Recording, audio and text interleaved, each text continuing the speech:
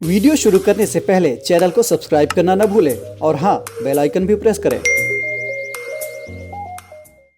नमस्कार, मैं सुनील वर्मा ध्येय आईएएस टीम की ओर से आपका स्वागत करता हूं ध्येय टीवी पर। हम बात करेंगे डेली करंट अफेयर्स के अपने प्रोग्राम पर, जैसा कि हम प्रतिदिन करते आए हैं। इस वीडियो में मैं दो टॉपिक डिस्कस कर रहा हूं। पहला जो टॉपिक है, इसमें हम बात करेंगे गोदावरी रिवर के विषय में, समझने का प्रयास करेंगे कि गोदावरी बचाओ अभियान क्या है और क्यों इस समय चर्चा में बना हुआ है। वहीं जो दूसरी खबर है, उसमें हम बात करेंगे रेड होल माइनिंग के विषय में और समझेंगे रेड होल माइनिंग क्या होती है, कोयला से इसका क्या संबंध है, इस समय ये क्यों चर्चा में बना हुआ है। आइए इन्हीं दोनों खबरों को एक एक करके विश्लेषित करते हैं। सबसे पहले हम बात करेंगे गोदावरी रिवर के अपने टॉपिक पर। अब ये गोदावरी नदी जो है, आप इसको देख रहे हैं, इससे कई सहायक नदियां भी आकर मिल रही हैं।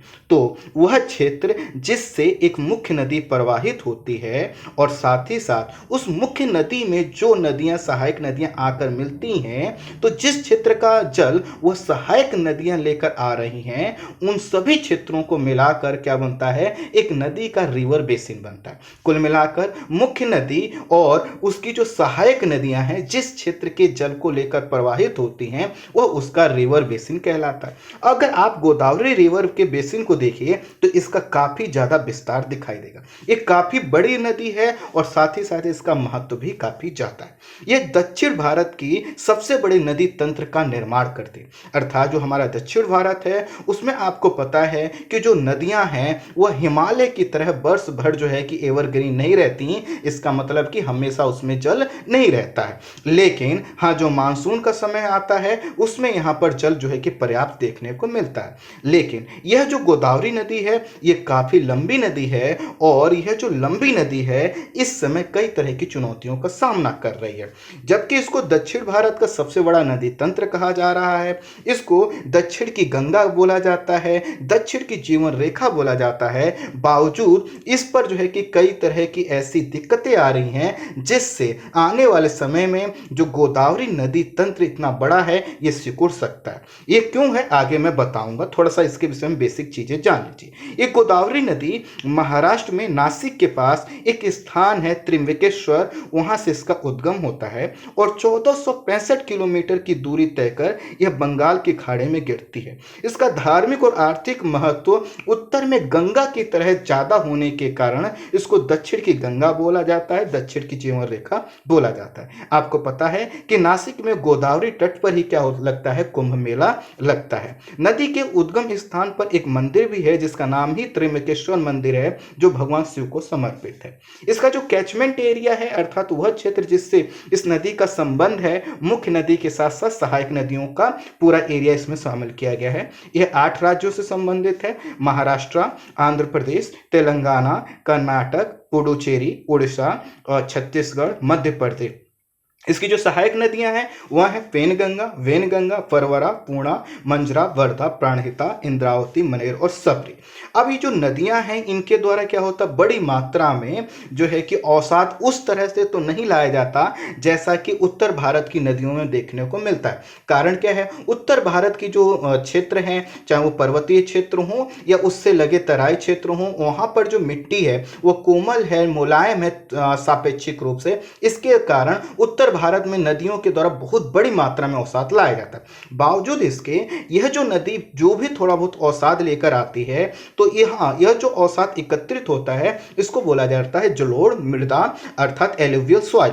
तो यह जो जलोढ़ मृदा इस नदी का है, यह भारत के सबसे ज्यादा उपजाऊ क्षेत्रों में शामिल किया जाता है। इसके अलावा यह जो रिवर बेसिन है गोदावरी का, यहाँ पर खनिज भी काफी ज्यादा मिलते हैं। यह जो नदी है, इस पर कई परियोजनाएं जो है कि चल रही हैं, कुछ प्रस्तावित हैं, जैसे पोलावरम सिंचाई योजना, जो है कि कालेश्वरम श्री राम सागर परियोजना, ये कुछ परियोजनाएं हैं। और प्रस्तावित परियोजना है इद्रमपल्ली। अब है क्या कि यह जो नदी है, इसका जो जल क्षेत्र का विस्तार हमने दिखाया काफी बड़े एरिया में है, लेकिन यह उत्तर भारत की तरह हमेशा इसमें जल की मात्रा एक नहीं रहती। इसी के कारण जल के डिस्ट्रीब्यूशन को लेकर आंध्र प्रदेश, मध्य प्रदेश, छत्तीसगढ़, उड़ीसा, कर्नाटक के बीच विवाद आपको सुनने को मिलता है। अभी क्या हुआ है, भारत के जो कि वाटरमैन के नाम से जाने जाने वाले राजेंद्र सिंह ने कहा है कि वह गोदावरी बचाओ अभियान में शामिल होंगे। यह जो है कि नदियों के संरक्षण, जल के संरक्षण के लिए एक बहुत बड़ा नाम है और इन्होंने कहा है कि क्या करेंगे, गोदावरी बचाओ अभियान में शामिल होंगे। क्यों शामिल होंगे? क्योंकि त्र्यंबकेश्वर के पास जो ब्रह्मगिरी पर्वतीय क्षेत्र है, यहाँ पर क्या हो रहा है, माइनिंग हो रहा है, उत्खनन हो रहा है और इस क्षेत्र में अनधिकृत विकास हो रहा है। इसका मतलब है कि वहाँ पर विकास का उस तरह से आवासीय क्षेत्र नहीं बसाए जाने चाहिए, क्योंकि ये काफ़ी जो है कि इकोसिस्टम के पॉइंट ऑफ व्यू से ये जो पर्वत क्षेत्र है काफ़ी महत्वपूर्ण है। यहाँ से नदियों का उद्गम हो रहा है, इसका जो पूरा एक इकोसिस्टम बना हुआ है उसी की वजह से इस नदी में जल है। अगर यहाँ पर अवैध खनन किया जाएगा, यहाँ पर निर्माण कार्य किए जाएंगे तो नदी क्या होगी, सिकुड़ जाएगी। तो इसी चुनौती को देखते हुए इन्होंने कहा है कि चूंकि यहाँ पर जो ब्रह्मगिरी पर्वतीय क्षेत्र है, जो त्र्यंबकेश्वर भी इसी ब्रह्मगिरी पर्वतीय क्षेत्र के तहत आता है, वहाँ पर अवैध उत्खनन हो रहा है, अनधिकृत विकास हो रहा है और इसके वजह से दक्षिण भारत की जो जीवन रेखा है वह खतरे में है। इन्होंने मांग की है कि ब्रह्मगिरी पर्वत को इको सेंसिटिव जोन घोषित किया जाए। इसका मतलब यह है कि जब किसी क्षेत्र को इको सेंसिटिव जोन घोषित कर दिया जाएगा तो वहाँ पर माइनिंग नहीं हो पाएगी, वहाँ पर विकास के लिए किसी भी प्रकार के निर्माण के लिए आपको अनुमति लेनी होगी, वहाँ पर कोई भी ऐसा उद्योग नहीं लगा सकते, कोई भी ऐसा ट्रांसपोर्टेशन या कोई कार्य नहीं कर सकते जिससे वहाँ का जो इकोसिस्टम है, चाहे वहाँ के पेड़ों को काटना हो, यहाँ पे माइनिंग करना हो या वहाँ पर किसी प्लांट को लगाना हो, कुछ भी संभव नहीं होता। तो इन्होंने कहा है कि दरअसल इस क्षेत्र की गंभीरता को समझने के लिए हमें इस क्षेत्र को इको सेंसिटिव जोन में घोषित कर देना चाहिए। इनका यह भी कहना है कि हम क्या करेंगे, अतिक्रमण और उत्खनन को रोकने के लिए अदालत में एक जनहित याचिका भी लगाएंगे। इन्होंने कहा है कि यह जो अतिक्रमण और उत्खनन हो रहा है, इससे गोदावरी का पूरा इकोसिस्टम जो है कि डैमेज हो रहा है और इसी के कारण जब गर्मियों का समय होता है तो गोदावरी में जल की मात्रा काफ़ी घट जाती है। और अभी जो मैंने आपको गोदावरी बेसिन क्षेत्र दिखाया, उसमें सूखा की जो फ्रीक्वेंसी है वह बढ़ती जा रही है, सूखे के समय बढ़ते जा रहे हैं, नदी का जल स्तर कम होता जा रहा है और इसीलिए इन्होंने कहा है कि अब मुझे इस गोदावरी बचाओ अभियान में शामिल होना है। यहीं पर जल बिरादरी के राष्ट्रीय संयोजक सत्यनारायण ने कहा है कि जो पर्वतों पर उत्खनन हो रहा है यह भारत के संविधान के खिलाफ है और इसको तुरंत रोका जाना चाहिए। ब्रह्मगिरी पर जो अवैध खनन है आज से नहीं हो रहा, लंबे समय से हो रहा। कई बार इस पर जो है कि कोर्ट में भी बात आई, सभी चीजें हुई, लेकिन अभी इसको रोका नहीं गया है। अभी कुछ समय पहले ही यहाँ पर जो है कि खनन हो रहा था और कोविड के दौरान यहाँ पर जो खनन है वह बढ़ गया है, क्योंकि पुलिस की जो गतिविधियां हैं या तो उसमें शिथिलता आई है, फिर या जो वहाँ के लोग हैं वह उसका फायदा उठा रहे हैं, क्योंकि वहाँ पे एक्टिविटी ज़्यादा नहीं है और इसके वजह से जैसे जैसे वहाँ पे खनन बढ़ रहा है वहाँ पर चुनौतियाँ भी बढ़ती जा रही हैं। अभी यहाँ के जो कोतवाल के हेड थे, उनको कोतवाल जो थे थाने के, उनको सस्पेंड कर दिया गया है और वहाँ के पर्यावरण मंत्री जो है कि अर्थात महाराष्ट्र के आदित्य ठाकरे ने कहा है कि इसकी जांच की जाएगी और इसको लेकर अब यहाँ पे एक नया मूवमेंट चल चुका है और वो है सेव्स ब्रह्मगिरी। यहाँ पे गलत लिख गया है, तो सेव्स ब्रह्मगिरी का मतलब है कि ब्रह्मगिरी को बचाओ। और इस तरह से अब एक आंदोलन नहीं, दो आंदोलन पैरेलल चलेंगे और एक में क्या होगा, गोदावरी को बचाने की बात की जाएगी, दूसरा ब्रह्मगिरी। हालांकि देखा जाए तो दोनों एक दूसरे के पूरक हैं। अगर ब्रह्मगिरी बच जाएगा तो अपने आप जो है कि गोदावरी में जो अभी जल संकट की समस्या क्रिएट हो जाती है उससे बचा जा सकेगा। आई होप संक्षेप में आप इसको समझ पाए होंगे। अब हम बात करेंगे रेड होल माइनिंग के विषय में। उत्तर पूर्व भारत का जो राज्य है वहाँ पर आपको पता है जनजातीय क्षेत्र काफ़ी ज़्यादा हैं और जनजातियों के पास एक जो है कि माइनिंग का अधिकार है, अर्थात उनके पास जो भी क्षेत्र है उसमें जो भी संपत्ति मिलती है उन पर या तो व्यक्तिगत स्वामित्व होता है या समुदाय का होता है। जबकि देश के अन्य भागों में अगर देखेंगे तो जैसे मान लेते हैं आपके खेत में अगर कुछ मिल जाए और आप जो है कि उत्तर प्रदेश या बिहार के हैं तो आपको क्या, वो आप उस पर दावा नहीं कर सकते, वो आपका है। लेकिन जो आपका पूर्वोत्तर भारत है वहाँ पर इस प्रकार का है, वहाँ पे जो मिनरल्स वगैरह मिलते हैं उनका ही खनन कर सकते हैं।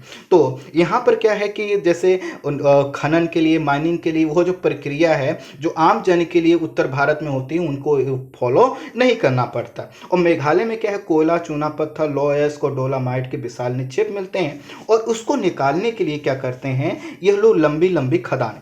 अब इसको देखिए, ये जो माइनिंग आप देख पा रहे हैं, सीढ़ी से आप अंदर जाते हैं और सीढ़ी से अंदर जाकर जो है कि कोयला निकाला जाता है।